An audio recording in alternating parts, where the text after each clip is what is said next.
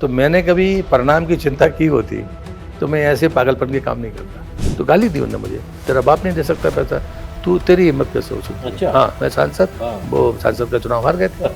हाँ, कुछ जीवन में ऐसी है जो क्रोध के कारण मुझसे गलतियाँ हुई हैं, जिसके बदलाव संभव नहीं है। लेकिन मैं अटल जी का पट्टा हूँ। उनने मुझसे कहा था कि आर्थिक मामले आए तो एक बार जरूर पढ़ना समझना चाहिए। नमस्कार, द सूत्र में एक बार फिर आपका स्वागत है। मैं हूं आनंद।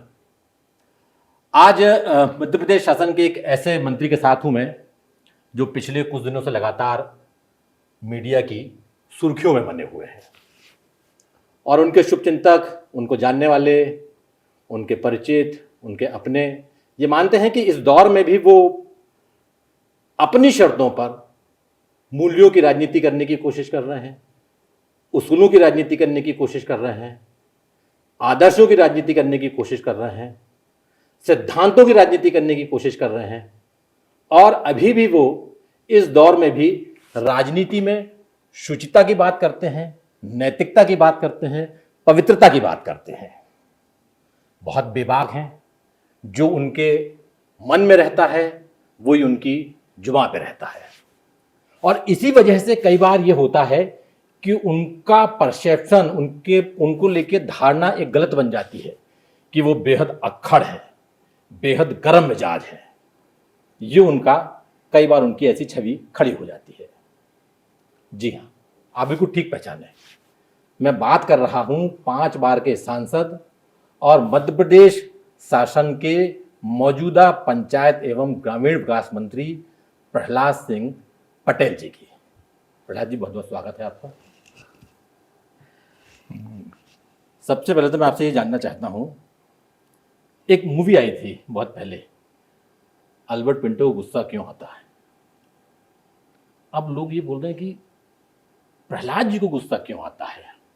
मैं अपना सवाल खत्म कर लूं आपके जवाब के पहले। तो क्या ये जो एक पूरी व्यवस्था सड़ चुकी है भ्रष्टाचार के चलते या दूसरे वजहों से, उसको लेके आपकी नाराजगी है, आपकी बेचारगी है, या फिर राजनीति में जो मुकाम आप हासिल करना चाहते थे वो नहीं मिल पा रही तो उसकी छटपटाहट है, क्या चीज़ दिखाई दे रही है? क्योंकि आप तो बहुत सॉफ्ट स्पोकन हैं, इसलिए लगातार विवाद क्यों खड़े हो रहे हैं? नहीं, मुझे सॉफ्ट स्पोकन कहना शायद गलत धारणा है। मैं सॉफ्ट स्पोकन नहीं हूँ और कुछ चीज़ों पर आपको गुस्सा आनी ही चाहिए। जिन चीज़ों को आप मानते हैं कि कुछ जगह पर तो मजाक स्वीकार नहीं है, इसका ये मतलब नहीं है कि आप गलत बातों से समझौता करते हैं। मुझे लगता है कि हर कदम पर आप मूल्यों की बात नहीं कर सकते, लेकिन जहाँ मूल्यों की अच्छे क्रियान्वयन की आप अपेक्षा करते हैं, अगर वहाँ पर चीज़ें गड़बड़ाती हैं तो चेतावनी के बाद भी और समझाने के बाद भी अगर गलती होती है तो गुस्सा का पहला स्टेज ये है कि आपने रिएक्ट कर दिया। दूसरा ये है कि आपने अगर कोई सरकारी मुलाजिम है तो कार्रवाई कर दी। फिर तीसरी बात है कि अगर आपको लगता है तो आप उसके पीछे इतिहास खंगालते हैं और फिर आगे के रास्ते पे बढ़ते हैं। दूसरा, अगर आप सामाजिक जीवन के लोगों से बात करते हैं तो आप उनको समझाते भी हैं और डांटते भी हैं। तो मुझे लगता है कि जो अमले से, जिस अमले से आपको काम लेना है, जिस टीम से आपको काम लेना है, ज़रूरी है कि उसको बौद्धिक समझ देना और उसके बाद अगर वो सहयोग नहीं कर पा रहा है तो फिर मुझे लगता है कि वो आगे चलने के लायक नहीं है। तो मुझे लगता है कि ऐसी ही घटनाएं होती हैं जो परसेप्शन के रूप में बाहर आती हैं। दूसरी बात, जब मैं ये 2 बातें कहता हूँ तो मेरी 2 घटनाओं में दोनों लोग शामिल हैं। एक में प्रशासनिक कर्मचारी अधिकारी और दूसरे में हमारे स्वजातीय बंधु। तो मुझे लगता है कि किसी भी समाज को विपन्न बनाना या उनको स्वाभिमान से दूर रखने की सलाह देना या लाभ ही कमाइए सिर्फ, इसी लालच ने तो कबाड़ा कर दिया हमारी आंखों के सामने कि हमारी नदियां बारहमासी जो थी आज वो सूखी हैं। जंगल नहीं कटने चाहिए, ये जानने के बाद भी जो हो रहा है वो आपकी आंखें भी देख रही हैं, हम भी देख रहे हैं। लेकिन देखिए, किसी चंद लोगों का कुछ लाभ हुआ होगा, लेकिन आने वाली पीढ़ी का कितना बड़ा नुकसान है। तो ये जो आधारभूत चीजें हैं, जल है, जंगल है, जमीन है। अब सरकारी जमीन आपके किसी पंचायत में 1 डिसमिल नहीं है, आप क्या विकास करेंगे? ये कड़वे सच को स्वीकार करना पड़ेगा। कुछ जगह पर है तो कब्जे की होड़ लगी है, कुछ जगह है ही नहीं तो विकास रुक जाएगा। स्वाभाविक है, नहीं हो सकता। फिर आप कहोगे परसिमन करो, पड़ोस की पंचायत की जमीन हमको दो। तो जल हो, जंगल हो, जमीन हो, और इन सबका जो सरोकार है वो मनुष्य से है, आपके जीवन से है। बिना पानी के अब आप आ गए हैं, जल है तो कल है। कितने नारे हैं, 3-4 नारे तो हो गए, और उसके बाद अब आ गए हैं इस स्थिति में कि जल है तो जीवन है। तो जल कैसे रहेगा? जल भाषण से नहीं रहेगा। आप किसी हिमालय की तराई में रहने वाले राज्य नहीं है, आपको इन्हीं विंध्याचल, सतपुड़ा सहित अन्य पहाड़ों से जो झाड़ पेड़ है उससे पानी मिलेगा। अब वो झाड़ पेड़ ही नहीं रहेंगे तो फिर हमारी जो सदा नीरा नर्मदा जैसी नदी पर भी प्रश्न चिन्ह लगेगा। और मैं मानता हूँ नर्मदा पर संकट आना मतलब राज्य पर संकट आना। आप बहुत बड़ी बात बोल रहे हैं। आपने नर्मदा जी की परिक्रमा भी की है। चंद नेता हैं जो बड़े नेता हैं जिनने परिक्रमा की है, उनमें आप हैं, और आप बहुत स्नेह भी करते हैं, बहुत श्रद्धा भी रखते हैं आप नर्मदा जी के प्रति। लेकिन ये हम लगातार देखते हुए आ रहे हैं कि चाहे कोई सरकार हो, मैं किसी सरकार का, किसी मुख्यमंत्री का नाम नहीं लेता हूँ, लेकिन हम लगातार देख रहे हैं पिछले कम से कम 2.5-3 दशक से तो देख ही रहे हैं बिल्कुल ये, कि उसमें अवैध उत्खनन बिल्कुल चल रहा है, कोई रोक ही नहीं पा रहा है उसको। तो ये फिर कैसे होगा? एक तरफ आप चिंता जता रहे हैं, दूसरी तरफ ये चीज़ें हो रही हैं, तो कैसे फिर इसमें? देखिए, ये विरोधाभासी चीज़ें तो हैं, इसे स्वीकार करने में कोई लज्जा नहीं आनी चाहिए। लेकिन नरसिंहपुर जिले में माइनिंग बंद हो गई, लेकिन बाद में किसी कोने में शुरू हो गई। अगर आप चाहते हैं कि बंद कर सकते हैं तो आप कर सकते हैं, लेकिन विकल्प भी तय करिए। लेकिन अराजकता की छूट किसी को नहीं दी जानी चाहिए। और खासकर नर्मदा के बारे में तो अगर सख्त कदम नहीं उठाए जाएंगे तो तमाम लोग भागीदार होंगे जो प्रत्यक्ष परोक्ष कहीं भी उसके साथ क्योंकि जुड़े हमारी हुए तो बड़ी इकोनॉमी उस पर टिकी हुई है मध्य प्रदेश के। वैसे तो पूरे देश की हम बात कर रहे हैं, लेकिन खासतौर से मध्य प्रदेश की अगर हम बात करें तो एक बड़ी इकोनॉमी उस पर टिकी हुई है पूरी। नहीं, एक समय मैंने कहा था कि पीडब्ल्यूडी में नर्मदा सैंड का उल्लेख है, आप उसको डिलीट कर दीजिए। जी। नर्मदा सैंड का कंपल्सन क्यों है? अब आपके यंत्रों से बनने लगी है रेत, बाकी तरीके से बनने लगी है, बाकी जगह से आप आती है, तो नर्मदा सैंड ही क्यों? आप कभी पीडब्ल्यूडी का या बाकी का वो देखना CSR, उसमें नर्मदा सैंड का हुआ है। तो ये चीज़ों को अमेंड करने का समय आ गया है, क्योंकि अब आपके पास नर्मदा आपको देने में लायक सब, मुझे नहीं लगता कि वो उतनी भरपाई कर पाएगी। बड़े पैमाने पर, इतने बड़े पैमाने पर कंस्ट्रक्शंस हैं, रोड नेटवर्क्स हैं, तो मुझे नहीं लगता कि ऐसा करना चाहिए।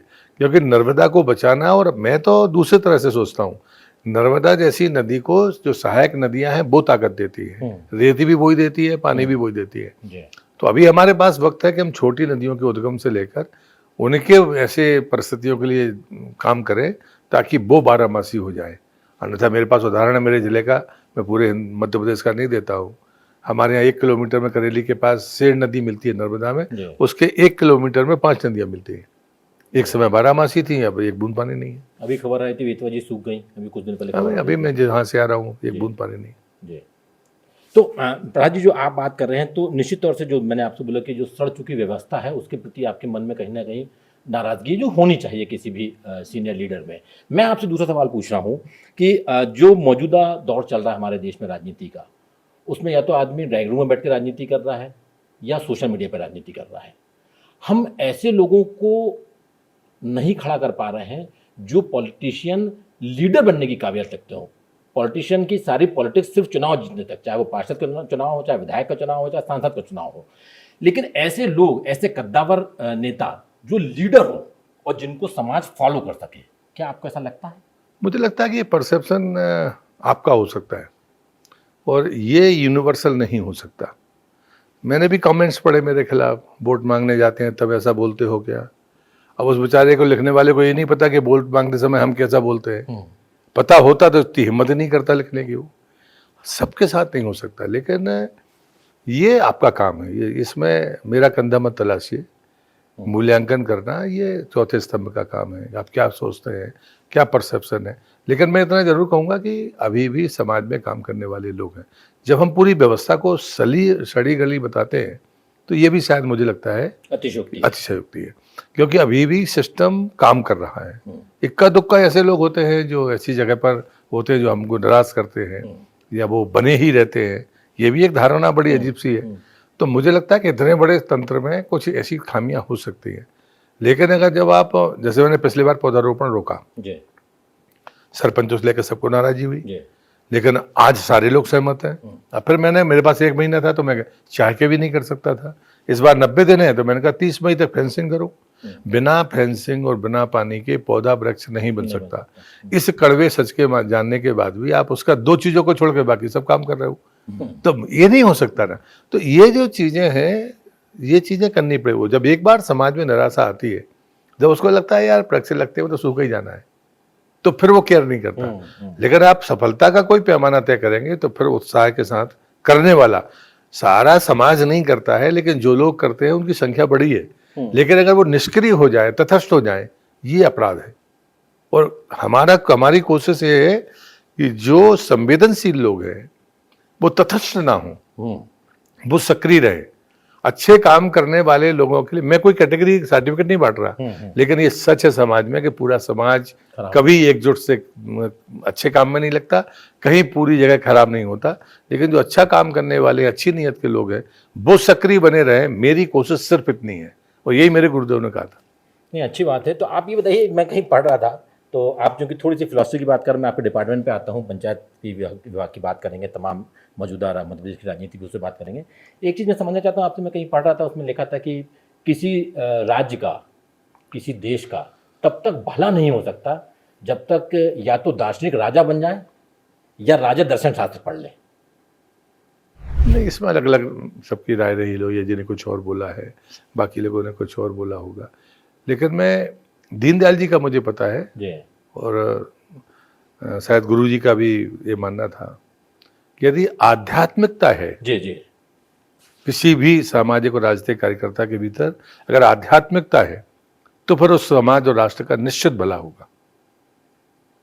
मैं बाकी शब्दों पर नहीं जाता, लेकिन आध्यात्मिकता जिसके भीतर होगी तो वो संवेदनशील भी होगा, वो न्यायप्रिय भी होगा, वो नैतिकता तो बहुत छोटी चीज़ है।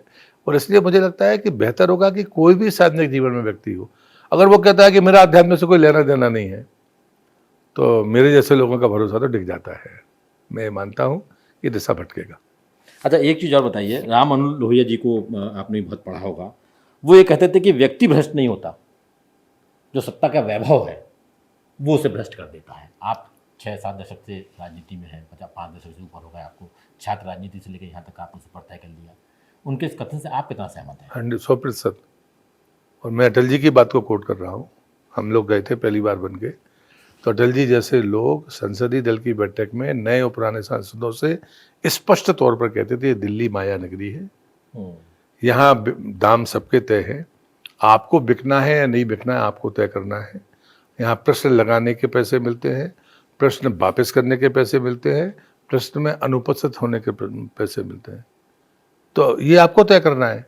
इतना खरा अटल जी जैसे लोग कहते रहे, और इसलिए मुझे लगता है, और जो हमारा शास्त्र है वो तो पहले से कहता है कि किसी का तप नष्ट करना हो तो उसको सत्ता दे दो। तो सत्ता में बने रहने के लिए आप अपने तप को नष्ट करने के लिए है या तप के साथ में कुछ और बेहतर करने के लिए, ये अध्यात्म है। तो मुझे नहीं लगता कि वो गलत कह रहे हैं, वो सही कह रहे हैं। लोहिया समाजवादी थे, लेकिन वो भारतीय समाजवाद के प्रणेता थे। भारतीय समाजवाद का मतलब है कि उनको भारत की जमीन, विचार और आध्यात्म से जितना उनके साथ उनका लगाव था, उसी का परिणाम था कि वो ये भाषा बोल पाते थे। बिल्कुल। चलिए, मैं आपके डिपार्टमेंट पे आता हूँ। आप आध्यात्म की बात कर रहे हैं, दर्शन की बात कर रहे हैं। एक बड़ी समस्या पूरे देश के युवाओं के सामने है, मध्य प्रदेश के युवा भी उसमें शामिल है। रोजगार नहीं मिल पा रहा है, और आपके पास पंचायत विभाग भी है, ग्रामीण विकास भी आपके पास है। तो आपके दिमाग में ऐसा क्या विज़न है, ऐसी क्या प्लानिंग है कि जो ग्रामीण बच्चे हैं, मैं शहरों के बच्चों की बात करूँगी, खासतौर ग्रामीण बच्चे, वहाँ पर बड़ी पॉपुलेशन है हम लोग के यहाँ, उनके लिए रोजगार का निर्माण हो सके, क्या योजना है? मुझे लगता है कि नेताओं को विलेन टाइप का देखने की आदत पड़ गई है, और जो बाकी रहते तो जो नए बच्चे हैं, जिसको जो मर्जी आए वो कहता है, वो सोशल मीडिया पर दिखता भी है। मैं अपना उदाहरण देता हूँ, वो उससे मेरी उम्र के लोग होंगे, वही शायद ये बातें करते होंगे।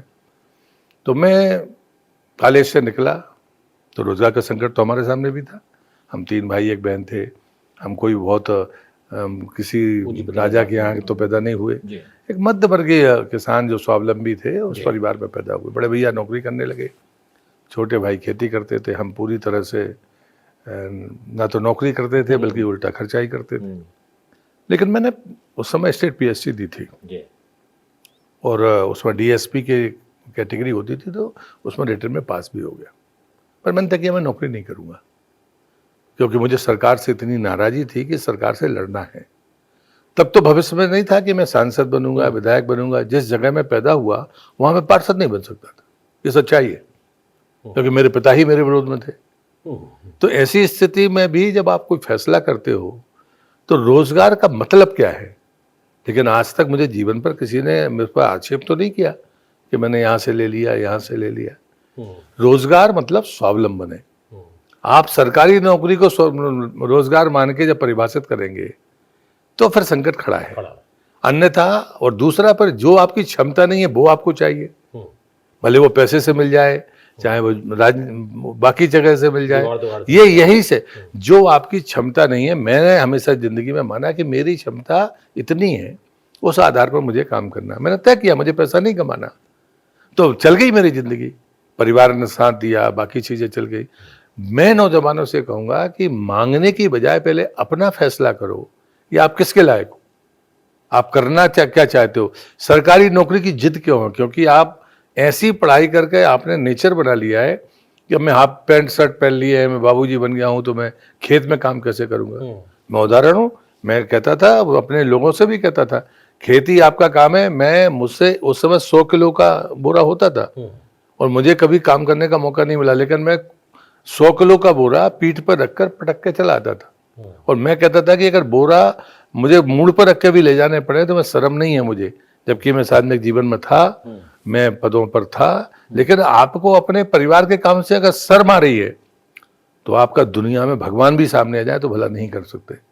तो ये आपको तय करना पड़ेगा कि अब करना क्या है। मैं यहाँ पे थोड़ा सा आपको इंटरवीन करना चाहूंगा कि जो हमारी मौजूदा शिक्षा प्रणाली है, क्या वो इसके लिए जिम्मेदार नहीं? क्योंकि हम डिग्रियां तो बांट रहे हैं। देखिए, बहुत बड़ा संकट खड़ा हो रहा है। मैं कई लोगों से बोलता हूँ ये कि हर सरकार को इस पर ध्यान देना चाहिए। आपके जैसे जो सीनियर पॉलिटिशियन उनको ध्यान देना चाहिए कि लगातार डिग्रियां बांट रहे हैं, तो डिग्रियां तो बांट रहे हैं, लेकिन जो स्किल डेवलप करना चाहिए वो स्किल डेवलप नहीं हो पा रही। नहीं, नई शिक्षा नीति में इसका बड़ा स्पष्ट प्रावधान है।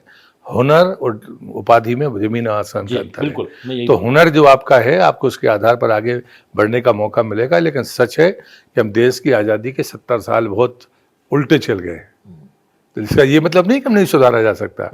और वो परिस्थिति आज बनी है, और इसलिए जिसके पास हुनर है उसे अवसर मिलने चाहिए। तो हमारी शिक्षा नीति का ये बदलाव हमको लाभ देगा। दूसरा, जब आप ट्रेनिंग कंपोनेंट की बात करते हो तो पहले डिपार्टमेंट्स के अलग अलग ट्रेनिंग होते थे। अब ट्रेनिंग एक मिनिस्ट्री बना दी गई है कि आप अपना सिलेबस दो, बाकी जो इंफ्रास्ट्रक्चर है वो एक अपग्रेडेशन के साथ होना चाहिए। सिलेबस आपका होगा, फैकल्टी उसी विषय की होंगी, लेकिन उसको ट्रेनिंग देने का जो सिस्टम है वो इतना अपग्रेडेड होना चाहिए कि वो बाहर जाए तो रिफ्रेशर कोर्स भर की जरूरत पड़े और वो आगे बढ़े।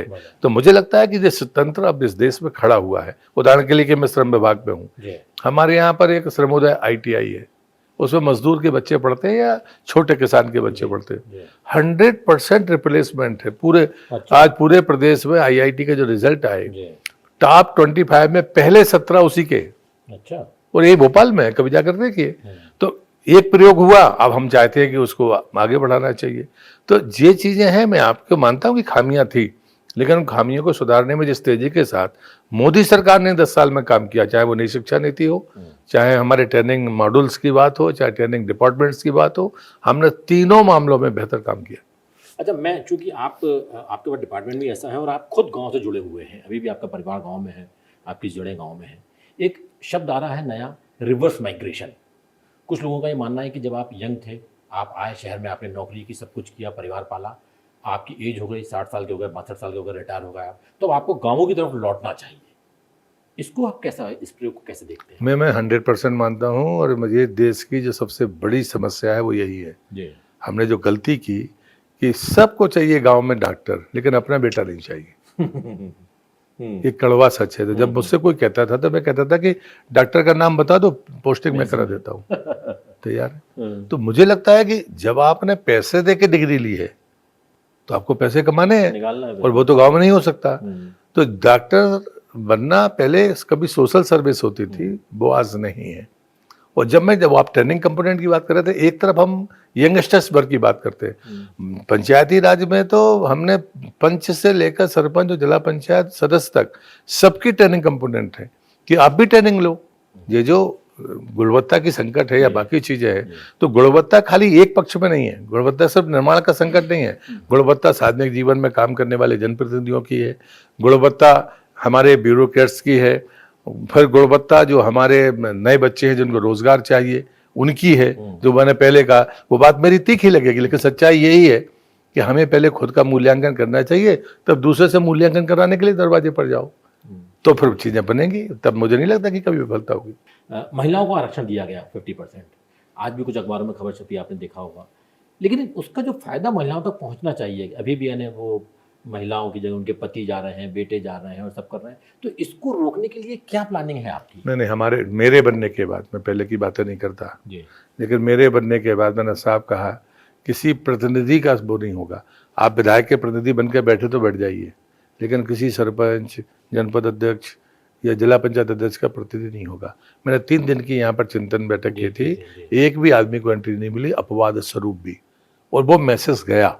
लेकिन अगर पंचायतों में कई जगह बिल्कुल ऐसी परिस्थिति होगी तो मैं उसको इनकार नहीं करता हूँ। मैंने बुंदेलखंड में मैंने 10 साल राजनीति की है, वहाँ तो ठेके पर पंचायतें चलती थी। बिल्कुल बिल्कुल, तो सच्चाई है। तो लेकिन मुझे लगता है कि जब आप महिलाओं के प्रशिक्षण ही नहीं दिलाएंगे तो फिर चीजें कैसे खड़ी होंगी। पंच सरपंच के प्रशिक्षण में लोग जाते नहीं हैं, सरकार खर्चा उठाती है रहने का, खाने का, बाकी सब। उसके बाद भी जनप्रतिनिधि अगर नहीं जाएंगे तो आप मानकर चलिए कि वो गुणवत्ता आने वाली नहीं है। लेकिन ये सच है कि एक दूसरा पक्ष भी है, इन बातों के खिलाफ अब लोग खड़े होने लगे हैं। आज मैं गर्व के साथ कहता हूं कि जितनी जिला पंचायत अध्यक्ष महिलाओं ने परफॉर्म किया है मध्य प्रदेश में, दूसरे नहीं किया।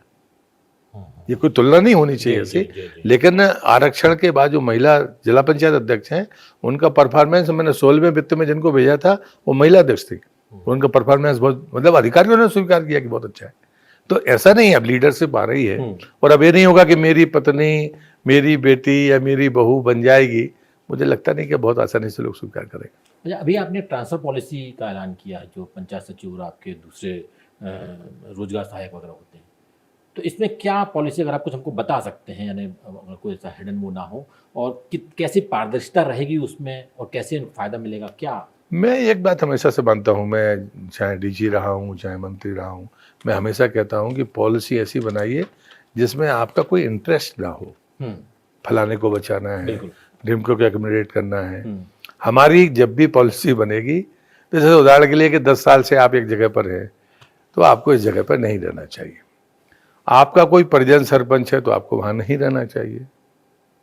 तो ये ऐसी चीजें हैं जिनके आधार पर आप अगर चलते हो, लेकिन होना सबके साथ चाहिए, फिर कोई किसी के लिए अपवाद नहीं होना चाहिए। हमारी पॉलिसी ऐसी ही होगी कि किसी से कोई बैर नहीं, किसी से कोई दोस्ती नहीं। अगर आप उस फॉर्मेट में आएंगे तो आपको जाना ही होगा, कोई सिफारिश स्वीकार नहीं होगी। तो ये बात मैं बाकी लोगों से भी कह रहा हूँ कि आप भी दुखी रहेंगे बाद में, ऐसा मत कहना। ये कितना आपको लग रहा व्यवहारिक है ये? क्यों नहीं है व्यवहारिक? अगर आप भेदभाव करेंगे वो व्यवहारिक है, या भेदभाव ना करो वो व्यवहारिक है, ये तो आपको तय करना पड़ेगा। आपके पास आपके साथी मंत्रियों के फोन आएंगे। मेरा जो अतीत है उससे आप भी परिचित हो, बाकी लोग भी परिचित है। मुझे नहीं लगता कि कोई इससे दुखी होगा। जब आप न्याय करते हैं, सबके साथ समान व्यवहार करते हैं, वही नीति सबसे अच्छी है। Honesty is a good policy. मैं नहीं मानता कि इसमें कहीं दाएं बाएं जाना चाहिए। हम राजनीतिक आदमी हैं, हम अपने कार्यकर्ता की मदद करने के घोर पक्षधर हैं, मुझसे बड़ा पक्षधर कौन होगा। लेकिन इसका ये मतलब थोड़ी है कि नियमों को तोड़कर ही मदद करोगे। आप उससे इतना पूछ लो कि भैया तेरे को कहाँ जाना है, घर में ही क्यों रहना है भाई। तो ये तो हो सकता है ना। इसको आप देखो, राजनीति कर रहे हैं तो आप किसी को बिल्कुल सबको ठेंगा बताएंगे, ऐसा नहीं होता है। लेकिन आप फॉर्मेट को क्यों बदलोगे, फॉर्मेट में क्यों आने दोगे। फॉर्मेट के बाद भी आप जिसको चाहे उसको मदद कर सकते हैं। हाँ, हो सकता है कोई क्या पति पत्नी हम दूर दूर हैं तो आपको व्यवहारिक होना होगा, लेकिन आप फॉर्मेट उस स्थान पर नहीं रहेंगे जो फॉर्मेट के भीतर है। इतने पर्याप्त है। अच्छा, मुख्यमंत्री से आपके समन्वय को लेके, आपके कोऑर्डिनेशन को लेके पहले बहुत सारी बातें चलती रही थी। अब और आपको क्या लगता है, जिस लक्ष्य के साथ उनको ये जिम्मेदारी सौंपी गई थी, क्या वो उस दिशा में काम कर पा रहे हैं? नहीं, ये परसेप्शन कौन बनाता है मुझे पता नहीं। कब कौन क्या सोच लेता है, इस पर तो मैं कभी चिंता करता नहीं हूँ कि मेरे बारे में कोई क्या सोचेगा, आप किसके कैबिनेट में बारे बहुत में। मुखर रहते हैं, इसलिए चीजें बाहर से बाहर निकलती है। देखो एक बात बड़ी साफ है, जी मोहन जी इस प्रदेश के मुख्यमंत्री हैं। मुख्यमंत्री की शपथ में हम भी शामिल थे, उनके निर्णय में भी हम शामिल थे। मैं उनकी कैबिनेट का सदस्य हूँ। जब तक मैं उनकी कैबिनेट का सदस्य हूँ तब तक मेरी ईमानदारी पर कभी कोई शंका नहीं कर सकता। मेरी कार्यप्रणाली और मेरा रक्त है ऐसा। और अगर मैं कोई चीज़ पूछता हूँ तो उसमें प्रहलाद पटेल का निजी लाभ कभी कुछ नहीं होगा, लेकिन मैं अटल जी का पट्टा हूँ। उनने मुझसे कहा था कि आर्थिक मामले आए तो एक बार जरूर पढ़ना समझना चाहिए, ये समाज के भले और बुरे का सवाल है। तो मुझे लगता है कि वित्तीय मामलों के अलावा मैं किसी मामले में कभी नहीं बुलाऊंगा, पर वित्तीय मामलों में जानकारी लेना ये मंत्रिपरिषद के प्रत्येक सदस्य की जिम्मेदारी है। और मुझे लगता है वो बात मुख्यमंत्री जी अच्छी तरह से जानते हैं, और इसलिए मुझे नहीं लगता कि उनको कोई कंफ्यूजन है या बाकी है। मैं इतना मानता हूँ वो ठीक दिशा में काम कर रहे हैं। कोई ऐसे व्यक्ति को तत्काल राज्य मिले और वो साल भर सिर्फ चलते ही रहे, जैसे मैं उनके इन्वेस्टर्स मीट जो उन्होंने रीजनल की, मैं खुलेआम उनकी तारीफ करता हूँ। यही पिछले बार 1 महीने चला था जलगंगा अभियान। मैंने उनसे कहा कि हम नहीं कर पाएंगे ऐसे, कि जब आप जाते हो कुछ करने के लिए गुंजाइश ही नहीं है। इस बार 90 दिन का है, तो मैंने उनको बधाई दी। नहीं, आपने ठीक फैसला किया कि भाई हम अगर पौधारोपण करना है तो तैयारियां कर लेंगे, देखने स्थान तो दिख जाएगा। पता चला बाढ़ लगाते लगाते बरसात आ गई, तो ये नहीं हो सकता, फिर काम बंद हो जाएंगे। तो ये जो चीजें हैं, तो कुछ चीजें मैं देखता हूँ कि नहीं, परिश्रम वो कर रहे हैं, ये सारा राज्य देख रहा है। तो मुझे नहीं लगता कि बाकी चीजें जो चलती है जिनको उठापटक करनी है, मैं उनके बारे में कोई टिप्पणी नहीं करता। लेकिन मैं इतना जानता हूं कि मैं जहां हूं मैं ईमानदारी का मतलब पैसे भर की ईमानदारी नहीं होती। ईमानदारी का मतलब पूरी ईमानदारी होती है। आप चरित्र से, पैसे से, कमिटमेंट से, जिम्मेदारी से, जवाबदेही से आप ईमानदार हैं कि नहीं, ये सब चीजें काउंट करती है। अच्छा, एक मैं थोड़ा सा इतिहास में आपको ले जाना चाहता हूँ। वो लोगों के मन में आपने हो सकता कहीं बात की होगी, मैं नहीं देख पाया हूँगा, या स्वरूपानंद जी से आपकी लंबी अदावत रही किन्हीं किन्हीं वजहों से, लेकिन बाद में आप गए और आपने आशीर्वाद लिया उनसे। क्या घटनाक्रम हुआ था और आपके दिमाग में क्या आया था कि उनके पास जाना चाहिए आपको? देखिए, मैंने उनसे क्षत्रिय होने के नाते, मेरे पिताजी उनके शिष्य थे और हमने भी बचपन में उन्हीं से दीक्षा और मंत्र हमको दीक्षा का मंत्र स्वामी जी से मिला। लेकिन मैं प्रश्न करता था और वो मेरे प्रश्नों का उत्तर भी देते थे, बात भी मेरी मानते थे। लेकिन अचानक श्रीवासी जी के सत्संग से आने के बाद, अब जो भी उनके चारों तरफ लोग थे, उनने जो भी कहा हो मुझे नहीं पता, जो परम पूज्य श्रीवासी जी थे वो भी उनके गृहस्थ जीवन में उनके शिष्य थे। अच्छा। तो जब एक बार श्रीवासी जी ने मुझसे कहा कि हमें गुरु दक्षिणा देनी है, तो एक बार मैं जाके मैंने वहाँ मिलना चाहता हूँ। हम आश्रम गए, मैंने उनको मना किया कि आप मत जाइए, क्योंकि वहाँ जो चौकड़ी है वो ऐसी नहीं है। स्वामी जी तो ठीक है, बट बाकी चीज़ें होंगी। नहीं, मैं अपना धर्म है, मैं कर लूँ जो मुझे मायने दिया है, तो मैं उनको देना चाहता हूँ। गए, सत्संग हुआ, तो उन्होंने कहा कि मेरी भागवत है, आप वहाँ आके प्रवचन कर दो। तो श्रीवासी जी का स्वभाव बड़ा वैसा था, उन्होंने कहा कि ये मेरा काम ही नहीं है, आचार्य आप प्रवचन करता, मेरा है काम नहीं, मुझे तो मायने दिया, वो विधियाँ हैं, आप ले लो, आप जिसको कहा वो बांटे, मेरा मंच पे क्या काम है, मेरा मंच पे कोई काम नहीं। ऐसी बात करके और बाकी और भी चीज़ें हुई, उठकर हम लोग आ गए। और आश्रम की बात थी, परमहंसी आश्रम की। लौट के हम लोग आए, श्री ने मुझसे कहा, तो अंदाजा उनकी बातों से पड़ गया। तो उनने कहा कि अगर काल भी सामने आए तो डरना मत, इतनी हिम्मत है। हमने कहा हाँ, हम भी ऐसे ही थे। कर चीज़ें शुरू हो गई। तो वहाँ से, आश्रम से फिर वो दुष्प्रचार शुरू हुआ पत्रों का, बाकी ऐसा, ये ऐसा, वो ऐसा। शुरुआत जब वहाँ से हुई तो फिर हमको सामने आना पड़ा। सामने आए तो पत्राचारों का वो शुरू हो गया। फिर बाकी नरबली का आरोप लग गया हमारे, तो हम परिक्रमा में थे, फिर हम भी 3.5 साल, पौने 4 साल उसी परिस्थिति में रहे। लेकिन वो जितने षड्यंत्र हो सकते थे सब होता गया, जो भी पर माई ने चाहा सब ठीक हो गया।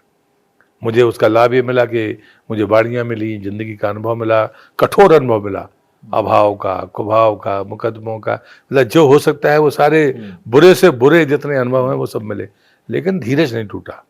और बाद में चीज़ें बदल गई। उसी बीच में मैं फिर से सांसद बन गया, बाकी मंत्री बन गया, और जो होना था वो हो गया। लेकिन जब ये सब खत्म हो गया तो मेरे, मतलब मैं इसको जीत हार में नहीं लेता, लेकिन सच ये है कि हमारी बात को समाज ने स्वीकार किया, न्यायालय ने भी स्वीकार किया। लेकिन बाद में मैं मंत्री था केंद्र में, मेरे भाई राज्य में मंत्री थे। मेरे पिताजी उस दिन के बाद से कभी गए नहीं। मेरे पिताजी की निष्ठा इतनी थी कि यदि सीढ़ी नहीं होती थी तो वो बैठ जाते थे, उनके कंधे पे स्वामी जी पैर रख के रथ पे चढ़ते थे। रथ हमारा होता था, बनाने वाले हम होते थे। शोभा यात्रा गोटेगांव में होती थी, पूरा मोहल्ला हफ्ते भर कोई काम नहीं करता था। ऐसी निष्ठा थी, ये सारे लोग जानते हैं। पर पिताजी उसके बाद से कभी लौटकर वापस परमहंसी नहीं गए। तो मेरी माताजी ने एक बार कहा कि उनको लगता तो है, ऐसे उन्होंने सहज पूछा। तो मैंने, जब हुआ तो हम बैठे, तो मैंने कहा कि आज हम सब समर्थ हैं और स्वामी जी ऐसी स्थिति में है, अस्वस्थ है। तो मैंने पिताजी से कहा कि अपन परमहंसी चलते हैं। ऊपर जितने लोग मेरे संघर्ष में शामिल थे मैंने सबको बुलाया और हम सारे के सारे लोग गए। उनने भी दृष्टि खोली और उसके बाद वो बोले नहीं। फिर मेरे उसके दिन के बाद से वो बोले नहीं। लेकिन मेरा भाग्य था, शायद मैं ईमानदार था तो, या उनके प्रति श्रद्धा थी। तो जब संघर्ष हमारा था तो वो किसी गांव में होते थे, तो मैंने शंकराचार्य को पढ़ रखा था, उसमें सौंदर्य लहरी पढ़ी थी मैंने। तो मैं दूर से ही सही, जहाँ से वो मुझे दिखते थे, मैं वहीं से घुटने टेक कर प्रणाम करके निकल जाता था। ये हमारे विवाद के समय भी ये मर्यादा मैंने पालन की, मतलब उसमें मैंने कहीं कटौती नहीं की, क्योंकि मैं उनसे दीक्षित था। पर बाद में जब सौंदर्य लहरी में लिखा कि गुरु और शिष्य का संबंध अनुग्रह का संबंध है, और अनुग्रह शिष्य कर सकता है, गुरु नहीं कर सकता, उसके बाद मैंने जाना बंद किया। अन्यथा मैं जाता था और प्रणाम करता था भीड़ के पीछे से और वापस आ जाता था। लेकिन मैं क्योंकि उन्हें गुरु मानता था तो मैं करता ही था, इतने विवाद के बाद भी। तो इन सब का कारण ये रहा कि वो मर्यादा बची रही, तो वहाँ जाना हुआ। मेरे पिताजी और मेरे सहयोगी बाकी लोग भी खुश हुए, आश्रम के लोग भी प्रसन्न हुए, सबको संतुष्टि हुई। और जब उनकी समाधि हुई तो सारे सन्यासियों के बीच में अकेला मैं ही ग्रस्त था जो समाधि में भीतर था। ये बात दिग्विजय सिंह जी ने साथ कही भी कि वो निष्ठा के बाद भी वो नहीं पहुंच पाए, लेकिन मुझे कंधा लगाने का, नीचे समाधि देने का भी सौभाग्य मिला। बाद में उनकी समाधि बनी तो उसमें भी, मतलब फिर कोई कार्यक्रम ऐसा नहीं हुआ जिसमें मैं ना गया हूँ। तो मुझे लगता है कि ये भी एक अनुभव था, या अनुभूति थी जो शायद आने वाली पीढ़ी को दिशा देगी। आपने दिग्विजय सिंह जी का नाम ले दिया, वो तो आपके गुरु भाई हैं, और वो जो सनातन के बारे में बोलते रहते हैं या जो भी उनका विभाग टिप्पणियाँ रहती हैं, उसको लेके आप क्या सोचते हैं? मैं इस पर टिप्पणी इसलिए नहीं करता, जब वो नर्मदा परिक्रमा में गए थे तब भी मैं कहता था कि परिक्रमावासी मतलब मेरे लिए परिक्रमावासी। कुछ चीज़ों को टिप्पणी करने से बचना चाहिए। मैं दिग्विजय सिंह जी पर टिप्पणी करने के लिए पात्र हूँ या नहीं, मैं इसका हमेशा प्रश्न करता हूँ। दिग्विजय सिंह मुझसे उम्र में बड़े हैं, उनकी राजनीति, उनकी निजी जीवन धार्मिक है ये मुझे पता है, लेकिन वो बयान क्यों देते हैं, या तो जवाब वो दे या कोई धर्माचार्य दे, किसी राजनेता को टिप्पणी नहीं करना चाहिए। अच्छा, एक चीज बताइए प्रहलाद जी, आप तो अटल जी के मंत्री भी रहे और आप मोदी जी के मंत्री भी रहे और आप यहाँ मंत्री हैं, लंबा आपको काम हो गया, छात्र राजनीति से आपने काम चालू किया राजनीति में। इसके बाद भी कोई कसक आपके मन में है? आप सोच कर जवाब दीजिए, आप यार ये नहीं कर पाया मैं, और ये मेरे मन में कसक रह गई है, या ये करना चाहता हूँ। मैं महत्वाकांक्षी नहीं रहा हूँ। मैं राजनीति में आया था तो समाज सेवा के मन से आया था। अन्याय का प्रतिकार करना ये हमारा स्लोगन था। तो मैं मौत से तो डरा नहीं, चाहे वो नक्सलवाद रहा हो, चाहे कितनी भी विपरीत परिस्थिति रही हो। उस छात्र जीवन से अब तक ये आरोप मुझ पर नहीं लग सकता कि मैं रंछोड़ था या बाकी। तो मैंने कभी परिणाम की चिंता की होती तो मैं ऐसे पागलपन के काम नहीं करता। तो इसलिए मुझे कभी कोई रंज नहीं कि मैं ये नहीं कर पाया, वो नहीं कर पाया। मैं हमेशा मानता हूँ अगली पीढ़ी के लिए स्थान रिक्त कर देना चाहिए। आज भी मैं उसी मत का हूँ, और इसलिए लोकसभा के 8 महीने पहले मैंने कह दिया था कि अगला लोकसभा में नहीं लड़ूंगा। विधानसभा लड़ने का पार्टी मुझे कहेगी, मुझे अंदाजा बिल्कुल नहीं था। तो इसलिए मुझे कोई गिला शिकवा नहीं है। मैं जब श्री राव सिंह जी के आदेशानुसार नशा मुक्ति का, सामाजिक कामों का, आध्यात्मिक काम मैं करता हूँ, जीवन को उसी आधार पर जीता हूँ। ये मेरी एक अलग दुनिया है जिसको मैं जीता हूँ, उसमें कहीं समझौता करता नहीं। नमदा के बारे में मेरा नेतागिरी का भाव नहीं है, एक सेवक का भाव है। उसमें इसलिए सरकार के खिलाफ बोलना पड़ेगा तो बोलूँगा, किसी के भी ताकतवर आदमी के खिलाफ बोलना पड़ेगा तो बोलूँगा। अगर नर्मदा को जो नुकसान पहुँचाएगा उसके खिलाफ बोलूँगा, वो दुश्मन माने चाहे जो माने। तो ये जो बातें होती है, राजनीति में जो काम मुझे मिला है वो मैंने वो भी ईमानदारी से किया है। तीसरी जिम्मेदारी परिवार की होती है जिसको मैं बहुत ईमानदारी से निर्वहन नहीं कर पाया, लेकिन ईश्वर की कृपा थी कि परिवार मेरा संतुष्ट है। ये ईश्वर की ही कृपा है, परिवार का एहसान मुझ पर है, मैंने परिवार को कुछ दिया नहीं।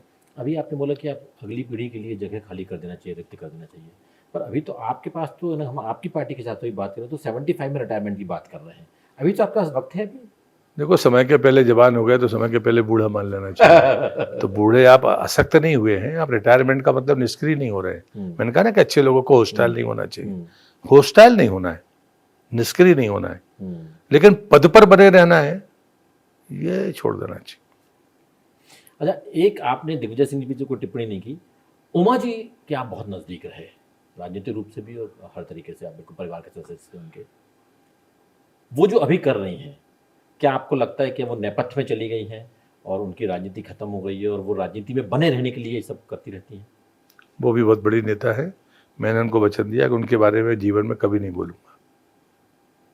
इसलिए आपने देखा होगा मैंने उमा जी पर कभी टिप्पणी नहीं की। वो बहुत प्रखर नेता हैं, उनका विजन बड़ा है, इतना मैं कह सकता हूँ। नकारात्मक बातें ढूंढने की मुझे ज़रूरत है नहीं, इसलिए उनने अपना रास्ता तय किया है, उसका जवाब आदरणीय उमा जी ही देंगी। मैंने तय किया है इस जन्म में उमा जी के बारे में कभी कुछ नहीं बोलूँगा। कोई सलाह भी नहीं देंगे उनको आप? ना, दोनों चीज़ नहीं बोलना मतलब कुछ नहीं बोलना, मिले सम्मान से मिलना, बाकी ठीक है। अच्छा, अब आपके एक रैपिड फायर राउंड है हमारा, बहुत छोटे छोटे सवाल हैं, आपको बहुत जल्दी जल्दी उनका जवाब तो करने हैं। मैं ये समझना चाहता हूँ कि प्रहलाद जी अगर राजनीति में नहीं होते तो क्या कर रहे होते? अच्छा शिक्षक होता। पंचायत शब्द सुनते ही आपके मन में पहला ख्याल क्या आता है? न्याय, और हम परिवार के बारे में जैसा सोचते हैं वैसा हम समाज के बारे में भी सोचें, क्योंकि वो बड़ा यूनिट है। अगर आपको एक दिन सिर्फ एक आम सरपंच की तरह जीने का मौका मिले तो आप क्या सबसे पहले करेंगे? मैं दायित्व की बात करूंगा, अधिकारों की बात बिल्कुल नहीं करूंगा। मध्य प्रदेश का ऐसा कोई गांव जो आपका बार बार खींचता हो अपनी ओर? जंगल का गांव है। आप मौजूदा मोहन सरकार को 100 में से कितने अंक देना पसंद करेंगे? मैं उससे कैबिनेट का मंत्री हूँ, कोई मुझे फेल भी कर सकता है, लेकिन मैं उनको पूर्ण सफल कहूँगा। अभी तक के राजनीतिक जीवन में कोई एक बात हो जो आप बदलना चाहें कि मैंने ये गलती की थी, मेरे को इसको ठीक करना चाहिए? हाँ, कुछ जीवन में ऐसी है जो क्रोध के कारण मुझसे गलतियाँ हुई हैं, जिसके बदलाव संभव नहीं है, लेकिन क्योंकि मेरे आराध्य परम पूज्य श्री औसी जी ने मुझसे कहा था, आदत और स्वभाव में जमीन आसमान का अंतर होता है, आदत स्वभाव ना बने। तो आदत बतौर कोई गलतियां मुझसे हुई हैं, स्वभाव मेरा खराब नहीं है। अच्छा, कोई ऐसा फैसला लेना पड़ा हो, चाहे वो आप अटल जी के मंत्री रहे हो, चाहे मोदी जी के मंत्री रहे हो, या अभी मंत्री हैं, जो आपको बहुत कठिन फैसला लगा हो कि ये फैसला कैसे लूंगा मैं? मुझे कभी नहीं लगा, मैं चुनौतियों से लड़ने का आदी हूँ। खराब से खराब काम मुझे दीजिए, मैं करके बताऊंगा।